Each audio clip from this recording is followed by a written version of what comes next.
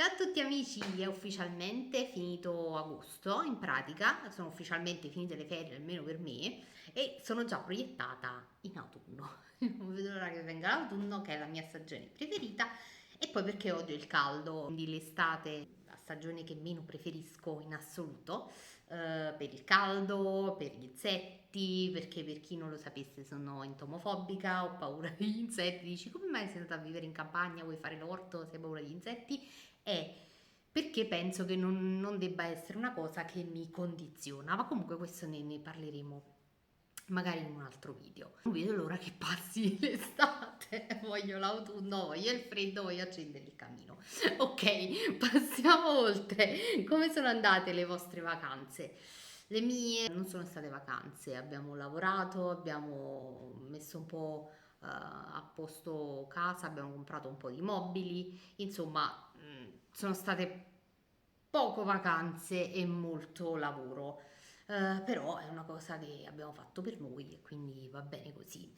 Insomma, sta arrivando l'autunno, ritorniamo a noi e mi faceva piacere parlare con voi di alcune buone intenzioni che ho per il prossimo autunno, che in realtà non sono per il prossimo autunno, ma sono un po' per i tempi a venire in generale, in particolare per l'autunno perché sta arrivando, ma insomma in generale. E quindi mi piacerebbe scrivere questa lista con voi.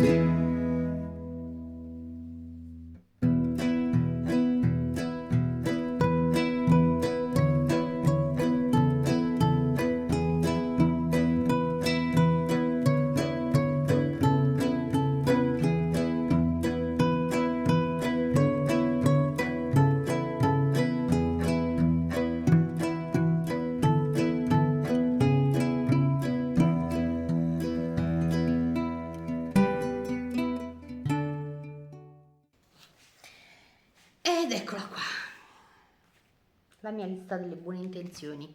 Speriamo di riuscire a portarla avanti. Come primo punto ho inserito creare e cucire di più, perché sento proprio la necessità di voler fare qualche cosa nell'ambito del cucito, qualcosa nell'ambito del ricamo, ma poi in generale mi piacerebbe fare qualche segnalibro perché il secondo punto è leggere di più. Mi è ritornata la voglia di leggere e quindi mi piacerebbe collegare queste due cose e creare magari qualcosa anche in merito, anche inerente alla lettura, ai libri in generale, ma comunque il punto principale è cucire di più. Il secondo punto, leggere di più. Ho cominciato già un libro che si chiama Gallant, poi vabbè ve ne parlerò più avanti, sono arrivata a metà più o meno, vabbè è ancora presto per parlarne. Comunque, il terzo punto è strettamente collegato al primo, ovvero sistemare la stanza del cucito, che insomma se non faccio questo non posso fare il primo punto. Perché la stanza del cucito l'ho lasciata per ultima? Perché per ovvi motivi, perché qui c'era ancora tanto da fare e quindi ho voluto lasciare indietro la stanza del cucito.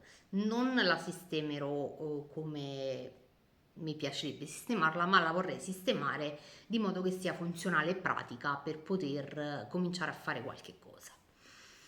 Quarto punto, procrastinare di meno. Sì, perché ho notato che quest'estate ho avuto proprio dei grandi problemi a organizzare il mio tempo. Un po' è stato sicuramente il caldo, un po' lo stress generale del periodo che ha acuito determinate cose, come vi dicevo prima, essendo entomofobica ho paura di insetti. In realtà la mia entomofobia è andata un po' a migliorare, perché fino a qualche tempo fa io ero terrorizzata da tutto ciò che volava, saltava, si aggrappava. Cavallette, grilli. Adesso grilli, cavallette, insetti ecco un po' più innocui, sto cominciando a conviverci, li vedo da lontano, qualcuno mi è saltato addosso, io l'ho scacciato con molta grazia, però sono terrorizzata, cioè la mia paura si è proprio tutta concentrata su vespe, calabroni e tafani. E io appena vedo uno di questi tre insetti proprio impazzisco e sto cercando tutti i modi per insomma tentare di conviverci pacificamente per poter fare anche qualcosa fuori. E questo ha acuito tantissimo la mia situazione di stress, perché non mi ritenevo all'altezza di fare qualsiasi cosa, mi sono chiusa in me stessa e quindi ho procrastinato tantissime cose che avrei voluto fare. Quindi questo punto, il quarto punto, procrastinare di meno, spero di riuscire davvero a migliorare questo aspetto di me. Quinto punto, avere una routine serale. Questo mi piacerebbe approfondirlo con voi in un video a parte, perché avete visto la mia morning routine molto minimal.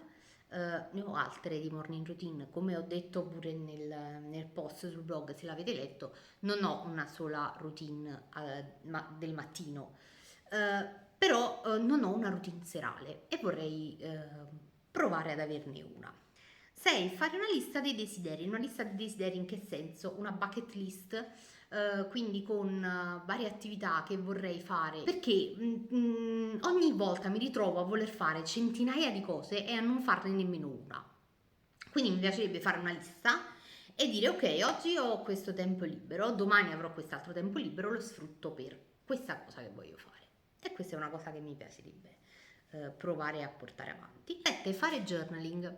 Ho sentito che molte persone trovano la pratica di fare journaling molto rilassante e quindi proprio in simbiosi con l'ottavo punto, che è quello di rilassarmi un po' di più, perché in questo periodo sono particolarmente schizzata, fare journaling vorrei vedere se mi aiuta a rilassarmi un po' di più. Questa è la mia lista delle buone intenzioni. Spero che oltre a rimanere su carta riesca anche a svilupparle durante la mia vita quotidiana. E vi lascio a una buona serata. Io intanto vado a montare il video e a farlo uscire il prima possibile. Ciao ciao!